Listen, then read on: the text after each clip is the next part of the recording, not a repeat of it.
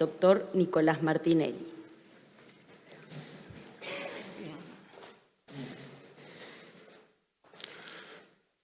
Bueno, yo me voy a tomar la licencia de hablarles desde acá porque hemos instalado esta hermosa pantalla innovadora y de vanguardia, entre otras cosas porque yo en esta presentación quería aprovechar la oportunidad para contarles qué estamos haciendo en Uruguay en materia de seguridad pública, contarles nuestra experiencia y que ustedes de acá después puedan extraer aquellas cosas que les sean útiles. Y por eso quería aprovechar estos minutos en ese sentido. Es una idea que en realidad la tomé cuando estuve en Asunción, cuando Enrique nos presentó lo que habían hecho para que la policía y la seguridad avanzara sobre una de las cárceles más violentas que tenían en el país. Y Paraguay se abrió con nosotros, nos contó esa experiencia. Lo mismo me pasó cuando estuve hace unos meses atrás en Ecuador, donde la ministra Palencia también nos había contado sobre algunos de los avances que tenían. Y dije, bueno, yo en esta oportunidad les quiero contar a todos mis colegas qué es lo que hemos hecho en Uruguay en estos años y cómo nos ha ido en ese sentido. Y me voy a remontar un poquito para atrás, porque en Uruguay desde la salida a la democracia, en el año 85 hasta el año 2020, hubo dos periodos muy marcados. Uno donde gobernaron los partidos tradicionales en Uruguay, el Partido Nacional y el Partido Colorado, que fue del 85 hasta el año 2005, y luego, desde el 2005 hasta el 2020, gobierna el Frente Amplio. Y cuando uno analiza esos años de la historia de nuestro país, puede ver que durante los años que gobernaron los partidos tradicionales hay una política muy fuerte enfocada en la represión. Y cuando uno se va a los años 2005 hasta el año 2020, gobierno del Frente Amplio, ve que hay una política más enfocada hacia las causas del delito. No se reprimió, se trabajó en las causas. Y en el otro periodo se reprimió mucho, se trabajó poco en las causas. ¿Cuál es el resultado de estas políticas que ustedes lo ven ahí en la gráfica que está detrás mío? Bueno, en el primer periodo hay un crecimiento del delito, pero muy moderado, sostenido, pero moderado. ¿Por qué? Porque reprimir implica generarle un techo, un tope al crecimiento del crimen. Pero ¿qué pasa en el siguiente periodo? Cuando uno no reprime, el delito se dispara. Entonces ustedes pueden ver en los 15 años de gobierno del Frente Amplio, de la coalición de izquierda, para ellos la palabra represión era mala palabra y entonces tomaron solamente la política de trabajar en las causas, que está bien, nosotros compartimos el hecho de trabajar en las causas, pero naturalmente que si uno no trabaja tampoco en el otro pilar de la represión, los delitos empiezan a dispararse. Entre otras cosas, porque los resultados vinculados al trabajo de las causas llevan muchos años. Si yo quiero hacer una reforma educativa, probablemente los resultados de esa reforma educativa recién los voy a tener dentro de 15 o 20 años. Me va a llevar una generación poder ver los resultados. Entonces, con este análisis, ustedes ahí pueden ver, los delitos desde el año 2005 al año 2020 crecieron un 108% los homicidios. Asumieron en el 2005, había en Uruguay 190 homicidios por año. Entregaron un país en 2020 con más de 400 homicidios por año. Las rapiñas crecieron un 240% en ese periodo y los hurtos crecieron casi un 29% en ese periodo. Por eso yo quiero reafirmar la importancia también del trabajo en materia de represión. No hay que tenerle miedo a la represión. Entonces, con este escenario de lo que había pasado en nuestra experiencia a nivel nacional y buscando además escenarios a nivel internacional, trabajando con la academia, nosotros incorporamos al escenario de trabajo con el Ministerio de Seguridad e Interior, en este caso a la academia, fuimos a buscar a las universidades, fuimos a buscar a los mejores para que hicieran análisis y nos trajeran elementos de qué era lo que estaba sucediendo en cada uno de los barrios, y en ese sentido hicimos trabajos de etimología de los homicidios en Uruguay, hicimos trabajo de gobernanzas criminales en Montevideo, hicimos trabajo de reincidencia carcelaria, trabajos que no había, y eso nos ayudó a generar muchos insumos. Con la academia, con la experiencia nacional y con la experiencia internacional, este gobierno desde el año 2020 empezó a implementar una estrategia que le denominamos de enfoque dual. ¿En qué consiste la estrategia de enfoque dual? Precisamente en trabajar sobre la base de los dos pilares al mismo tiempo. La represión, porque nos ayuda a contener el avance del delito, y las causas, porque en definitiva las causas o el trabajo en las causas es lo que nos va a llevar a una baja sostenida y profunda en materia de los delitos. Quiero ahora centrarme rápidamente en lo que tiene que ver con el pilar de las causas. El pilar de las causas tiene que ver con todo aquel trabajo social que se hace a nivel de la sociedad. Educación, trabajo de salud mental, adicciones, adicciones a las drogas, adicciones al alcoholismo, la falta de oportunidades, la falta de una vivienda digna, todos aquellos elementos que en definitiva son los que en algún punto de la vida de la persona hace que esa persona se vuelque por el camino equivocado y empiece a cometer delitos. Y por eso es muy importante trabajar sobre las causas. Y aquí en Uruguay nos focalizamos mucho en lo que tiene que ver con la rehabilitación y la reinserción de las personas privadas de libertad. ¿Por qué? Porque tenemos aquella idea, aquel concepto de que lo que pasa dentro de las cárceles tiene consecuencias en lo que pasa afuera. Entonces es muy importante que las cárceles no se conviertan en universidades del delito, que se conviertan en verdaderos centros de rehabilitación para darle oportunidades a las personas que circunstancialmente están ahí. Y entonces acá lo que hicimos fue incorporarle mucho músculo social al trabajo dentro de los institutos de rehabilitación. Una de las primeras medidas que tomamos fue que el Ministerio de Desarrollo Social de Uruguay estuviese presente en las cárceles. No estaba presente hasta el año 2020 en las cárceles. Entonces empezamos a abrir las primeras oficinas del Ministerio de Desarrollo Social dentro de los establecimientos penitenciarios. Y en aquellos establecimientos donde no pudimos tener una oficina, igualmente el Ministerio de Desarrollo Social aterrizó con todos sus músculos y todos sus programas para poder empezar a trabajar entonces en forma sostenida y sobre todo generar la revinculación de las personas privadas de libertad con sus familias, con sus afectos. Porque ustedes saben que esas personas que en muchos casos ingresan por problemas vinculados a los consumos de droga o de alcohol, terminan perdiendo el vínculo con la familia. Y si uno antes de que salgan no los logra revincular, tenemos un nuevo problema, que es las personas en situación de calle. Entonces, por eso la importancia de que el Ministerio de Desarrollo Social estuviera ahí presente. Pero no nos quedamos ahí, fuimos a buscar a la Universidad Técnica y la llevamos a trabajar dentro de los institutos de rehabilitación, fuimos a buscar a la Universidad de la República para dar también formación a aquellas personas que quisieran estudiar y redimir la pena por estudiar. Fuimos a buscar al Instituto de Formación de Empleo, que tiene también nuestro país, para brindar cursos y capacitaciones en diferentes oficios y darles así una oportunidad a estas personas que una vez recobren la libertad puedan tener un empleo. Fuimos a buscar a universidades privadas y formar, por ejemplo, en alguno de los establecimientos a personas en lo que tiene que ver con testing de videojuegos. Algo que fue muy novedoso, porque fíjense ustedes que por lo menos aquí en Uruguay la industria del software es una industria que necesita mano de obra, o sea que necesita contratar gente porque es tanta la demanda que tenemos y sin embargo falta mano de obra. Entonces, el haber empezado a capacitar a personas privadas de libertad en este tipo de desarrollos de testing de videojuegos, por ejemplo, les permite ya a estas personas, una vez que recobran la libertad, conseguir un empleo. Pero además fuimos a buscar a las empresas privadas, porque nos parecía que teníamos que trabajar mucho con el tema de la estigmatización, que muchas veces sucede con las personas privadas de libertad. Y nos encontramos aquí en Uruguay con una gran y enorme receptividad de los empresarios privados para poder contratar personas privadas de libertad, y el Estado les empezó a dar un incentivo a estas empresas. Si ustedes contratan personas privadas de libertad o personas que están recobrando la libertad, nosotros los ayudamos con el subsidio de parte del salario o a determinadas exoneraciones de aportes patronales. Y eso la verdad que fue y está funcionando de forma muy pero muy buena.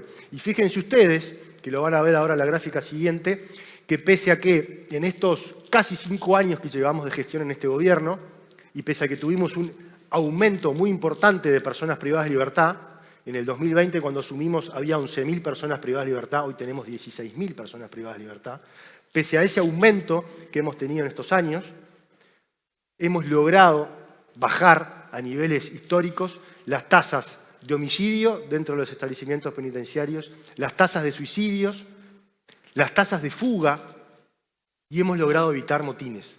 Los motines eran muy común en los años anteriores, incluso destruían cárceles enteras y eso generaba enormes problemas de hacinamiento porque había que trasladar estas personas privadas de libertad a otros establecimientos de menor capacidad. Y sin embargo, en este periodo, con todo este trabajo que venimos haciendo y que, repito, lleva mucho tiempo los resultados en este sentido, pero con este trabajo sostenido que hemos venido haciendo, hemos logrado hoy tener de las tasas más bajas históricas que ha tenido nuestro país en ese sentido. Y ahora sí, me voy a meter en lo que tiene que ver con el otro pilar fundamental de este enfoque dual, que es el trabajo vinculado más que nada a la prevención y a la represión policial. Y acá también tendría muchísimo para contarles, pero más allá del récord que tenemos en inversión, en equipamiento policial y en inversión tecnológica, un punto aparte sobre el cual después me voy a detener, sí quiero decirles que gracias a estos trabajos académicos y a este acercamiento que hemos tenido con la Academia Nacional, logramos descubrir algo que es muy importante y que tiene que ver con los operativos que hace la policía en territorio. Fíjense ustedes que en administraciones anteriores la policía hacía unos operativos que se llamaban operativos de saturación. ¿Qué implicaban los operativos de saturación? Iban a un barrio de contexto crítico donde había un alto nivel de violencia. La policía llegaba con mucha fuerza, con mucho músculo, incluso hacía algunos allanamientos, pero permanecía algunas horas y se iba. Llegaban temprano, a las 8 o 9 de la mañana, estaban ahí en el barrio hasta las 3, 4 de la tarde y después se iban. Entonces, cuando la policía llegaba, la gente de los barrios estaba súper contenta. Dice, bueno, vino la policía, bien, ahora tenemos respaldo. Sin embargo, cuando la policía se retiraba a las 3, 4 de la tarde, la gente se sentía sola, desamparada y con miedo. Entonces nosotros cambiamos esa lógica y ahora lo que estamos haciendo son operativos de intervención. ¿Qué quiere decir? Nosotros vamos a un barrio que está con problemas y nos quedamos en ese barrio hasta que el barrio esté pacificado. Y no solo vamos al barrio y nos quedamos con la policía, sino que también la policía empieza a articular, a través de una dirección que nosotros tenemos, que es de convivencia ciudadana, empieza a articular con otros actores importantes, públicos y privados, dentro de ese barrio o dentro de ese territorio. Por ejemplo, cuando hay una escuela pública, por ejemplo, cuando hay un centro de atención de primera infancia, o cuando hay una policlínica, o cuando hay una jefatura o una seccional. Empezamos a articular con todas esas organizaciones públicas y privadas para que, en definitiva, el barrio realmente se apacigüe. ¿Y saben qué descubrimos? Que cuando la policía va y se queda, la gente empieza a perder el miedo y empieza a hablar con la policía. Nos empieza a contar cosas. Nos empieza a decir, mire, fulanito de tal es uno que maneja tal o cual boca de ventas de drogas. El otro que está allá tiene estos y otros antecedentes y trabajan con, mire, se mueven en aquel auto, se mueven en aquella moto. Y todos esos insumos que empezamos a recoger, después obviamente que terminan y redundan en más allanamientos, más formalizaciones para aquellas personas que cometen delitos, más incautaciones de droga y de armas. Así que eso es una política súper interesante que además, como yo le decía, está respaldada por trabajo académico que en definitiva recoge estos trabajos académicos, estas mismas experiencias en otros países y que han dado muy buenos resultados. También nos hemos puesto a trabajar muy firme en el blindaje de las fronteras, aspecto en el que todos coincidimos para evitar el avance del crimen organizado. Y ahí hemos también logrado generar una sinergia de trabajo con nuestras Fuerzas Armadas. Y nos desplegamos combinando inteligencias y músculo y armamento en los diferentes puntos de control de nuestro territorio nacional, con además un crecimiento muy importante de generar nuevas comisarías y subcomisarías y destacamentos en puntos claves. Y entonces lo que logramos es que aquellos que ingresan, por ejemplo, por tierra seca desde Brasil, entonces tenemos apostados ahí determinados destacamentos de nuestro Ministerio de Defensa, de nuestro Ejército, y aquellos que van ingresando contrabando, sea de armas o de drogas, los vamos guiando hacia determinadas rutas nacionales donde ahí la policía los aborda con nuestra fuerza efectiva. Y además, yo le comentaba ayer a Ricardo, que estamos recién inaugurando hace pocos días atrás un nuevo sistema de control fronterizo.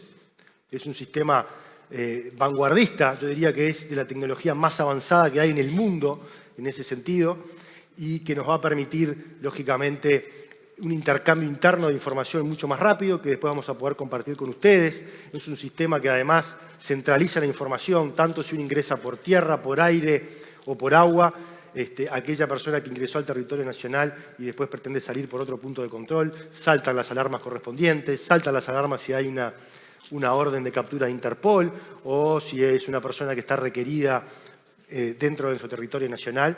En definitiva, tiene un control biométrico para aquella persona que quiera entrar o salir de nuestro país y nos va a permitir empezar a juntar un montón de información que hoy estaba diseminada en diferentes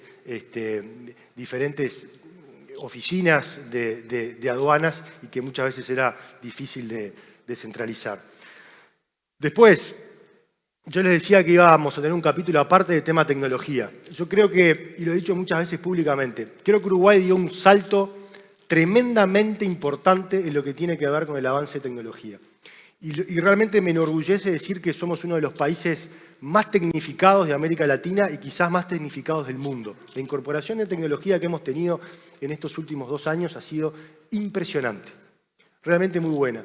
Y aquí sí les quiero compartir alguna de esta tecnología y por supuesto que está más que a disposición para que ustedes puedan visitar nuestros centros de trabajo y nuestros centros de comando y obtener más información. De hecho, el ministro de Justicia de Paraguay está en este momento visitando el centro de comando unificado. Una de las tecnologías que incorporamos fue el ShotSpotter. El ShotSpotter es un sistema de detección temprana de disparos. En definitiva, uno pone sensores de sonido en determinados lugares de un barrio y cuando se produce un disparo de arma de fuego, ese disparo viaja a la velocidad del sonido, llega a esos sensores y esos sensores pueden triangular de forma prácticamente exacta, creo que tiene simplemente un error de menos de 1 metro, el lugar donde se produjo el disparo de arma de fuego. ¿Y cuál es la importancia de esto? Primero, nos permite llegar más rápido, nos permite llegar más preparados, saber con qué tipo de armamento nos vamos a enfrentar. Nos permite poder agarrar infraganti, en muchos casos, a la persona que disparó. Nos permite poder recoger evidencias, casquillos de balas que quedan ahí, después esos son enviados a policía científica los analiza. Y quizás en algún allanamiento que hacemos en algún barrio, después ese casquillo de bala coincide con esa arma y entonces podemos formalizar a una persona e imputarle diferentes hechos de violencia de sangre gracias a esta tecnología. Pero también, y no menos importante, nos permite salvar vidas. El 85% de los disparos de armas de fuego no se reportan en los 911. Y entonces este instrumento nos ha permitido llegar rápido, a tiempo, y lograr trasladar personas a los hospitales y salvar de esta forma vidas. Pero además del ShotSpotter hemos incorporado la analítica. Ayer lo estuvimos hablando también con Ricardo, sistema de biovigilancia. Uruguay venía creciendo en cantidad de cámaras de biovigilancia, pero cada vez hacía más difícil poder visualizar esas cámaras de biovigilancia. Porque obviamente que una persona que está visualizando 15 o 20 cámaras quizás lo pueda hacer, pero ya cuando tiene 200 cámaras para visualizar al mismo tiempo es prácticamente imposible. O sea que para poder seguir creciendo en cantidad de cámaras se hacía súper necesario poder incorporar la inteligencia artificial, la analítica. Y ahí dimos un paso muy importante en ese sentido en los últimos meses. Incorporamos analítica a nuestras cámaras y además las compras de nuevas cámaras que estamos haciendo ya vienen con la analítica incorporada. ¿Qué quiere decir esto? Que incorporamos un sistema de software que nos permite cargarle determinadas conductas humanas que nosotros queremos que el sistema identifique sin la necesidad del factor humano, sin la necesidad de que un visualizador diga, bueno, acá está pasando tal o cual cosa. Por ejemplo, una persona que se cae al piso y permanece tendida en el piso por 3 o 4 minutos. El sistema nos va a alertar, porque quizás se trate de una persona que está herida, se trate de una persona en situación de calle que se acostó a dormir y podemos mandar un móvil para llevarlo a un refugio, o se trate de una persona adulto mayor que se cayó, se golpeó y no se pudo levantar. Por ejemplo, también una persona que necesita ayuda, que se pueda parar frente a una cámara y hacer movimiento de pedir ayuda, y entonces la cámara va a detectar que esa persona necesita ayuda, le va a saltar una alerta al visualizador e inmediatamente se puede mandar un móvil. O una persona que está en posición de disparo de arma de fuego con un arma. Entonces uno puede ir además incorporándole diferentes conductas y agregándole diferentes conductas. Esto es sin duda lo que ya está, pero lo que se viene, porque la cantidad de cosas que uno puede ir incorporándole, incluso cuando hay una aglomeración de gente, espectáculos deportivos, espectáculos de recitales musicales. Si yo veo que hay gente que se está aglomerando y hay movimientos raros, automáticamente las cámaras enfocan hacia las caras de esas personas y después la cámara se retira. Si no pasa nada, no hay ningún problema, pero si eso termina en una riña, en una disputa, nosotros ya tenemos identificadas a las personas por la identificación facial, gracias a que la cámara automáticamente se acercó y les tomó de más cerca la cara a estos individuos. Además del ShotSpotter y además de la analítica, incorporamos un escáner en 3 dimensiones. Esto fue además un pedido de los fiscales de Uruguay, de homicidios. El escáner 3D lo que te permite es, imagínense un trípode, como el que tienen ahí en medio de las mesas, que toma una fotografía de todo el salón en 3 dimensiones. Y en lugar del fiscal tener que poner arriba de su escritorio fotos, ahora puede solamente con una computadora, una tablet, acercar la imagen en 3 dimensiones y poder llegar a cada punto del salón donde quiera buscar cualquier tipo de elemento. Por ejemplo, un casquillo de bala que quedó ahí escondido, que nadie lo vio. Bueno, el fiscal ahora, utilizando simplemente sus dedos, puede consultar todas las veces que quiera, así también los equipos de homicidios, y la verdad que esto ha sido también una innovación muy importante. Pero además de los escáneres 3D, hicimos una importante apuesta también a lo que es la policía científica. La dotamos de un montón de herramientas. Yo siempre digo que la policía científica en Uruguay tiene las mismas maquinarias que puede tener el FBI. Obviamente que somos un país más chiquito y capaz que en lugar de tener 200 equipos para análisis de ADN o para análisis de saliva o para análisis de lo que fuera, tenemos 2 o 3 o 4. Pero en definitiva también hicimos una apuesta enorme a tecnificar, a profesionalizar y a equipar a nuestra policía científica, y por eso hoy también un montón de los delitos que tenemos en Uruguay son aclarados gracias al trabajo de la policía científica. Incorporamos escáneres de última generación en las cárceles para evitar que se ingresen elementos prohibidos. Sumamente importante. Nadie en ninguna de estas cárceles está ajeno no solo a la corrupción interna, policial o de los funcionarios que operan ahí, que eso hace que se ingresen drogas, que se ingresen armas en muchos casos. Bueno, nosotros decidimos dar un paso muy importante en ese sentido, incorporar escáneres de última generación, y la verdad que nos ha ayudado un montón a detectar, porque ustedes saben también, los lugares en donde esconden droga para ingresar a las cárceles o armas son increíbles. Pero con este sistema es absolutamente infalible. Incluso además, en las cárceles incorporamos también ahora, y lo estamos inaugurando la semana que viene, los inhibidores de celulares, que con mucho gusto después les cuento sobre esa tecnología. Pero no quería dejar pasar esta última tecnología que tiene que ver con el sistema de control biométrico para personas que deban cumplir su pena en su casa, prisión domiciliaria.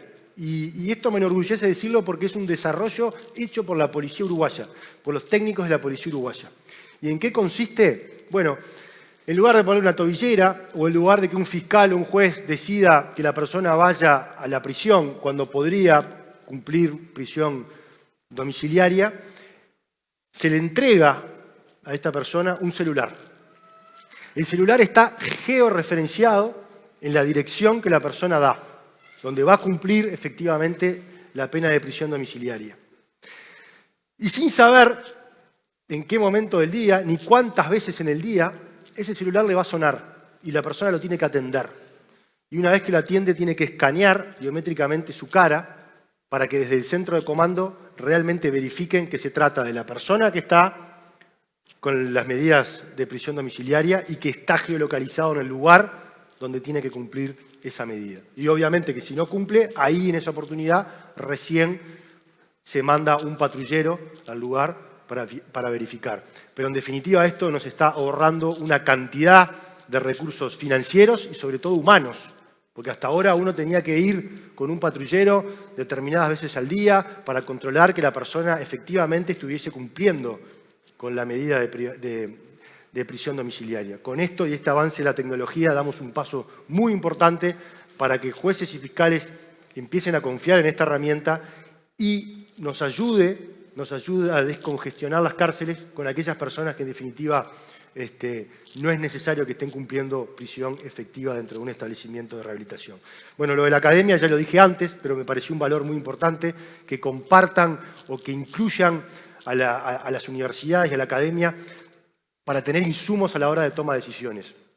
Créanme que acá antes se le tenía mucho miedo a la academia, porque si la academia hacía un trabajo, hacía un informe y después iba en contra de las políticas que se estaban aplicando en materia de seguridad, podíamos tener un problema. Bueno, nosotros salteamos esa barrera y nos encontramos con algo totalmente contrario a lo que se pensaba. Y es que en definitiva el trabajo de los académicos nos ayudó a reafirmar en un montón de casos o en la mayoría de los casos que las políticas que estábamos aplicando en materia de seguridad eran las correctas y en otros casos menores nos ayudó a cambiar y modificar el rumbo para poder mejorar. Así que yo en eso también me parece muy importante que hagan hincapié. Y después, por último, porque ya voy casi 26 minutos, no me quería extender más. Todo esto que hemos hecho nos trae a los resultados, ¿verdad? Porque tanto esfuerzo, tanto trabajo, tanto apoyo financiero, tanta capacitación y profesionalización, bueno, ¿cuál es el resultado? Y aquí ustedes pueden ver los resultados que ha tenido Uruguay en materia de delitos. Hemos logrado bajar, si lo comparamos con el año 2019, el año 2020 cambia el gobierno, el 1 de marzo del 2020 cambia el gobierno, y el trabajo de estos 4 años y medio, poquito más, hemos logrado bajar, si lo comparamos con el mismo periodo del 2019, un 41% las rapiñas, que es un montón. Tenemos hoy 10.000 rapiñas menos, que para Uruguay es mucho, 10.000 rapiñas menos de las que había en el mismo periodo que en el año 2019. Tenemos casi 22% menos de hurtos de los que había en el año 2019, es decir, 25.000 hurtos menos en este mismo periodo en comparación con 2019 de lo que había en aquel momento. Y año a año hemos venido bajando tanto los delitos de hurto, de rapiña, como el de abigeato. Por lo tanto, hoy en Uruguay ya hay coincidencia a nivel no solo político, sino sobre todo académico, de que hay una tendencia a la baja de estos delitos en Uruguay. Y una última gráfica que les quería compartir, o 2 gráficas más, es porque en materia de rapiñas, ahí ustedes tienen, el año 2013 es, digamos, el indicador más fidedigno que tenemos porque es cuando se creó el Observatorio de Violencia y Criminalidad que funciona en la órbita del Ministerio del Interior. Y fíjense ustedes que el registro de las rapiñas que tenemos hoy es el más bajo de los últimos 12 años, el más bajo desde la creación del Observatorio de Violencia y Criminalidad. Así que realmente es un verdadero orgullo, como yo digo, ser el ministro de esta Policía Nacional que tiene hoy este compromiso con nuestra ciudadanía de trabajar en este sentido y haber logrado bajar. Y después les quería compartir también, aquí se mencionó el tema de hurtos de vehículos. ¿Y por qué comparto este indicador? Porque el hurto de vehículos es uno de los indicadores más fidedignos a nivel mundial de la baja de delitos. ¿Por qué? Porque a toda persona que le roban el vehículo, para poder cobrar el seguro, tiene que efectivamente hacer la denuncia. Si no hace la denuncia, no cobra el seguro. Entonces, todo el mundo hace la denuncia cuando le roban el vehículo. Y por eso a nivel internacional, tanto los homicidios como los hurtos de vehículos son considerados 2 de los indicadores más fidedignos. Y fíjense ustedes también ahí, nuevamente, la importante baja que hemos tenido es el segundo mejor registro. Los 2 mejores registros se han dado durante este periodo de gobierno, pero este es el segundo mejor registro que hemos tenido en lo que tiene que ver con la baja de hurtos de vehículos. Y que esto naturalmente tracciona a la baja de hurtos a nivel general y por eso entendemos que son muy importantes y muy buenos los resultados que hemos obtenido. Así que esto es un poco lo que yo les quería contar, lo vinculado a nuestro trabajo, nuestra estrategia de enfoque dual basada en 2 pilares fundamentales. Y por último, decirles que este tipo de políticas, sobre todo lo que hablábamos al principio, las políticas vinculadas al trabajo en las causas, es necesario abordarlas con la suficiente madurez política para que sean verdaderas políticas de Estado. No puede pasar que cada 4 o 5 o 6 años, de acuerdo a lo que cada país se haga en las elecciones nacionales, nos estemos reseteando para arrancar de cero. Si nosotros establecemos este trabajo de políticas sociales, que venimos bien, y viene luego otro partido político y gobierna y cambia las políticas sociales, es como arrancar de cero. Es muy difícil, porque entonces siempre la vamos a estar corriendo de atrás. Por eso es muy importante generar acuerdos entre el sistema político de cada país para que todo este tipo de abordajes en materia de causas sean una verdadera política de Estado que perdure en el tiempo para de esa forma poder obtener verdaderos resultados y lograr bajas sostenibles en materia de delitos. Muchas gracias, disculpen que me excedí un poco del tiempo y estamos a la orden.